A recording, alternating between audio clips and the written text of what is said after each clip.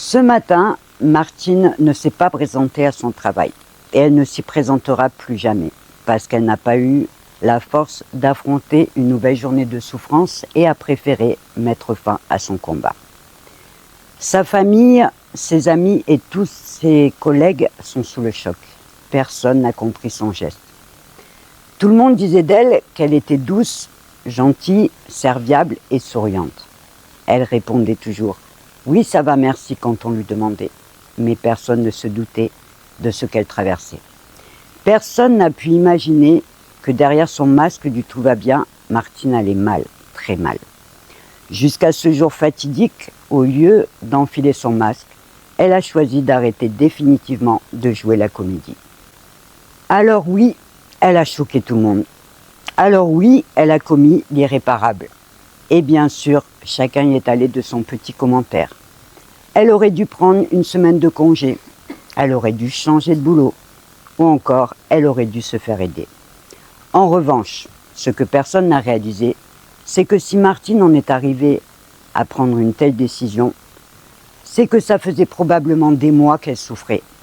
Des mois qu'elle ressentait un profond mal-être, une fatigue mentale ou une confusion intérieure qu'elle n'arrivait ni à comprendre ni à exprimer.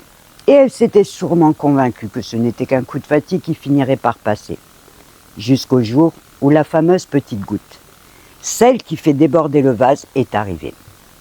Une tension supplémentaire, une pression plus forte ou simplement une petite critique, mais celle de trop. Celle qui lui a fait croire qu'elle n'avait plus rien à espérer. L'histoire de Martine est dramatique, parce qu'elle est humainement dure et sa fin tragique. Et ce n'est évidemment pas pour moi la façon la plus confortable de commencer cette conférence. Mais si j'ai choisi de le faire ce soir, c'est parce que je ne suis pas là pour vous parler de bien-être, mais de santé mentale. Et je ne pouvais pas prendre le risque de minimiser ce que ça représente aujourd'hui dans notre pays en préférant la modération. Parce que je veux vous faire réagir, même un tout petit peu. Je veux vous faire prendre conscience de ce qu'il peut se passer quand un mental se fragilise. Quand la fatigue, la confusion ou la pression s'installe au point de nous faire croire qu'il n'y a plus de solution. Parce qu'il faut être clair, ce genre de descente aux enfers psychologiques ne commence jamais par un signal fort, mais par un petit mal-être qui s'amplifie en silence, par une fatigue mentale que l'on banalise ou par des émotions étouffées qui font mal. Et personne n'est à l'abri de ce genre de douleur. On peut tous un jour, après un choc ou après une épreuve, se retrouver dans un espèce de brouillard mental quand notre petit cerveau fonctionne en mode automatique. Alors ce soir, je ne vais pas vous parler de statistiques sur le nombre de personnes qui malheureusement, comme Martine, ont commis l'irréparable à cause de problèmes personnels ou professionnels. Parce que ce soir, je suis là pour vous parler de vous. Combien de fois vous est-il arrivé de ressentir un malaise, un mal-être profond, ou de ne pas écouter une émotion que vous ne compreniez pas, en vous disant peut-être comme Martine, que ce n'était qu'un coup de fatigue qui finirait par passer, parce que vous ne pensiez pas avoir d'autre choix que de tenir debout coûte que coûte, pour avancer avec une seule obsession en tête, ne rien lâcher. Même quand vous avez senti quelque chose en vous s'effondrer en silence, vous avez serré les dents pour résister. Parce qu'on ne vous a pas appris à vous écouter, à vous comprendre ou à prendre soin de vous. On vous a même plutôt appris à faire tout le contraire, en allant jusqu'à vous convaincre que votre mérite et votre valeur se mesurent à votre capacité de résistance et d'endurance à la douleur. Alors peut-être que vous aussi le matin, comme Martine, vous enfilez votre masque pour aller au travail ou pour tenir une journée de plus. Peut-être que jour après jour, vous faites les mêmes choix et prenez les mêmes décisions tout en sachant que vous allez le regretter. Au final, vous vivez et revivez les mêmes situations, toujours en serrant les dents. Parce qu'on vous a aussi convaincu que vous n'aviez pas d'autre choix que de suivre le rythme effréné de cette société qui valorise la productivité, la performance et la réussite. Alors, laissez-moi vous dire une chose. Si vous pensez qu'apprendre à résister ou à subir va vous rendre plus fort, vous faites une grosse erreur. Ce n'est pas de votre faute. Ce n'est pas non plus un signe de faiblesse, de manque de caractère ou je ne sais quoi encore. Mais juste que ce que vous croyez, ou plus exactement ce qu'on vous a appris à croire, c'est faux. Parce que vous n'êtes pas des machines mais des êtres humains, avec des émotions, des besoins et des limites. Et un petit cerveau livré à la naissance en mode automatique pour faire exactement ce pourquoi il a été programmé, assurer votre survie, mais pas votre bonheur. Après, il y a quelque chose qu'on ne vous rappelle jamais assez. C'est que ni votre petit cerveau, ni votre organisme ne peuvent supporter des tensions et des pressions permanentes. Et pourtant, c'est exactement ce qui se passe quand votre petit cerveau fonctionne en mode automatique. Et les conséquences sont évidemment bien réelles. D'abord sur le plan de la santé. Parce qu'un mental fragile va toujours vous obliger à subir. Il rumine, il anticipe, il s'inquiète et il finit par vous protéger en utilisant des mécanismes qui vous enferment dans une espèce de prison mentale, invisible mais bien réelle. Je vous éviterai la longue liste de toutes les conséquences que ça peut avoir sur votre santé morale, mentale et émotionnelle. Mais à la place, je vous parlerai juste de votre pire ennemi, le stress, qui peut devenir chronique et agir comme un véritable poison, et des émotions qui, jour après jour, vous envahissent jusqu'à occuper tout votre espace mental. Au final, votre petit cerveau et votre système nerveux restent en alerte permanente, même quand ils devraient se reposer, et finissent par s'épuiser. Et c'est là que les choses se compliquent. Parce qu'on parle souvent de la fatigue physique, mais beaucoup moins de la fatigue mentale et émotionnelle. Pourtant bien plus vicieuse, parce qu'elles épuisent en silence et demandent bien plus qu'une bonne nuit de sommeil pour récupérer. Après, les conséquences sont aussi bien réelles sur vos relations avec les autres. Parce que derrière chacune de vos actions et de vos réactions, il y a votre système émotionnel. Celui qui contrôle, qui interprète et qui vous pousse souvent à réagir avant même que vous ayez compris ce que vous êtes en train de vivre. Vous vous sentez émotionnellement envahi par les émotions, par les peurs qui vous poussent à surréagir ou au contraire à fuir les relations. Au final, vous pensez que vous souffrez à cause de l'autre, alors qu'en réalité, c'est encore une fois à cause des petits mécanismes automatiques que votre cerveau utilise pour vous protéger. Je pourrais vous citer encore beaucoup de conséquences qui viendraient toutes confirmer ce verdict sans appel. Un mental fragile va toujours influencer directement votre vie personnelle comme votre vie professionnelle, à cause de la rétroaction permanente qu'il existe entre votre esprit et votre corps.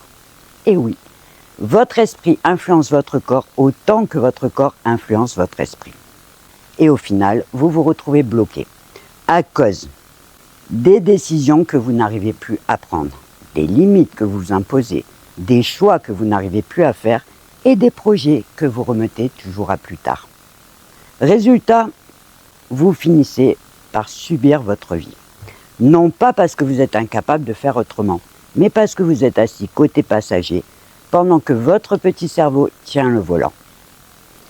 Alors ce soir, je vous fais la promesse qu'en quittant cette salle, vous aurez tous une compréhension claire de l'importance de renforcer votre mental.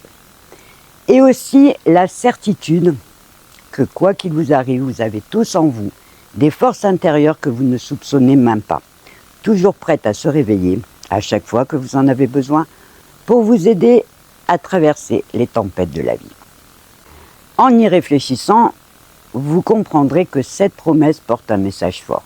Et s'il ne résonne pas totalement avec vous ce soir, alors prenez-le simplement comme une petite graine que vous laisserez grandir en vous pour le jour où vous en aurez besoin. Maintenant, avant d'aller plus loin, laissez-moi prendre quelques minutes pour vous dire qui je suis, mais surtout comment je suis arrivé ici ce soir devant vous pour vous parler de renfort mental. Alors, je suis Nat, mentalogue et formatrice en renfort mental. En clair, j'ai choisi de faire de la compréhension du mental le cœur de mon engagement pour redonner à chacun un tout petit peu de pouvoir sur sa vie. Attention, j'ai bien dit mentalogue et pas mentologue. La nuance peut passer inaperçue et pourtant elle fait toute la différence. À savoir qu'un mentalogue utilise la compréhension du mental dans les métiers de l'influence. Alors qu'en tant que mentalogue, mon objectif est de vous donner les moyens et les ressources nécessaires pour travailler sur votre mental et en faire un véritable levier de transformation. Pour être tout à fait transparente avec vous, il faut aussi que je précise que le mot mentalogue n'existe pas encore dans le dictionnaire. C'est ce qu'on appelle un néologisme, c'est-à-dire un mot nouveau que j'ai choisi d'inventer pour définir clairement mon approche et mes objectifs. Et si je suis ici ce soir, c'est pour partager avec vous cette conviction profonde que votre mental peut devenir votre meilleur allié et votre plus grande force. Et cette conviction ne repose pas que sur des théories abstraites, mais aussi sur mon propre chemin et sur ma propre expérience en matière de renfort mental. Un chemin qui pour moi a commencé quand 2 grosses épreuves sont venues frapper ma vie de plein fouet et l'ont fait voler en éclats. D'abord, la disparition brutale de mon mari, après 35 ans de mariage, et 2 semaines plus tard, la perte de mon travail après 18 ans de bons et loyaux services dans le social. Autant vous dire que le choc a été violent. Tout ce que j'étais et tout ce que j'avais construit, autant sur le plan personnel que professionnel, venait de s'effondrer comme un château de cartes. C'est comme si j'avais traversé une tempête, que mon bateau avait sombré, et qu'au réveil, je m'étais retrouvée échouée sur une île déserte.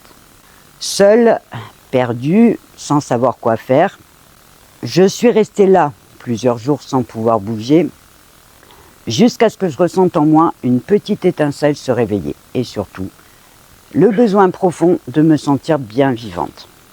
Et c'est à ce moment précis que j'ai ressenti le besoin de comprendre ce qui se passait dans ma tête.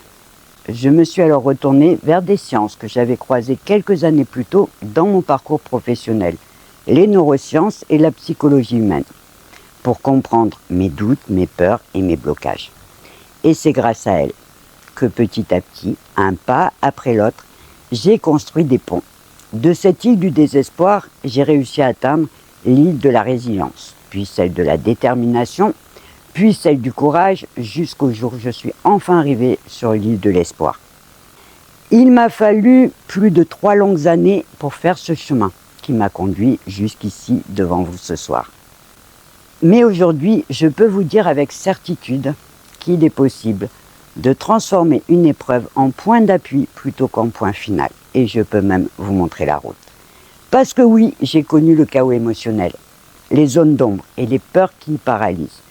Mais j'ai surtout appris que notre mental peut tout changer.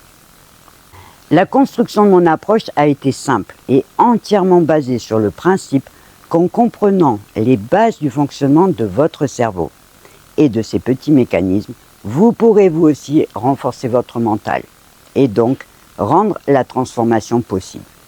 Pas parce que la vie devient plus facile, mais parce que vous serez mieux armé pour faire face aux situations difficiles. Après que les choses soient claires, quand on parle de renfort mental, beaucoup de gens le voient comme une solution miracle qui permettrait de devenir invulnérable aux problèmes de la vie, alors qu'il n'a pas du tout cette prétention. Il faut plutôt le voir comme un changement d'état d'esprit, pas un exercice ponctuel, mais bien un travail de fond qui va vous permettre d'acquérir des outils et des techniques qui vont vous permettre de mieux faire face aux épreuves et de rester debout même quand tout vacille autour de vous. Pour être clair, j'aime bien reprendre l'image d'un capitaine de bateau. Il ne peut jamais maîtriser ni la mer ni le vent. Par contre, il connaît toutes les manœuvres à faire pour traverser les tempêtes en gardant le cap et sans jamais chavirer. Le renfort mental, c'est exactement ça, apprendre les manœuvres à faire pour être plus armé et faire face aux difficultés de la vie en restant debout. Maintenant, il se peut qu'en m'écoutant, certains d'entre vous sont en train de se dire tout ce qu'elle nous explique, c'est bien beau, mais ce n'est pas pour moi. Peut-être que vous pensez que vous êtes comme vous êtes et que vous ne pouvez plus changer. Que votre façon de penser, de ressentir et d'agir est figée depuis bien longtemps. Et c'est là que j'en arrive au point le plus important de cette conférence, à connaître sur le fonctionnement du cerveau humain. Celui qui va vous permettre de comprendre que votre cerveau n'est pas figé. Celui qui va faire taire tous vos doutes et qui va surtout vous prouver que tout ce que je viens de vous expliquer n'est pas seulement de belles théories, mais bien une réalité scientifiquement prouvée qui ne vous demande qu'une chose, c'est de comprendre que votre cerveau n'est pas figé. Et oui, il peut évoluer à n'importe quel âge de votre vie, à chaque fois que vous en avez besoin ou envie. Parce qu'il peut apprendre, désapprendre, s'adapter, s'organiser grâce à une capacité assez extraordinaire que l'on appelle la neuroplasticité. Autrement dit, votre cerveau n'est pas condamné à répéter indéfiniment les mêmes schémas. Il peut changer, il peut évoluer à condition de savoir l'entraîner. Et c'est précisément sur cette capacité que repose le travail du renfort mental. Alors ce soir, mon objectif était de vous faire prendre conscience qu'il existe d'autres chemins qui peuvent vous aussi vous permettre de quitter votre île du doute, de la fatigue mentale ou de la confusion en apprenant à construire des ponts. Aujourd'hui, ma petite entreprise Putch Up Ta Vie propose différents accompagnements et formations pour aider chacun à aller plus loin que la simple prise de conscience. Des formats individuels et collectifs pour les particuliers et les entreprises, et aussi un service de consultation personnalisé, post-café, qui vous permet de rentrer directement en contact avec moi de façon privée, par téléphone ou par visio. Parce qu'il faut bien comprendre qu'une vraie transformation ne commence jamais par une bonne méthode, mais par la prise des bonnes décisions. Celle de ne pas rester seul face à ce qu'on traverse. Celle de ne pas subir en silence. Celle d'arrêter d'enfiler son masque tous les matins. Et celle de commencer à construire des ponts. Alors, le jour où vous vous sentirez prêt, vous saurez que je peux vous accompagner. Il ne vous restera plus qu'à aller sur mon site internet pour reprendre contact. Je vous remercie de votre attention. Merci.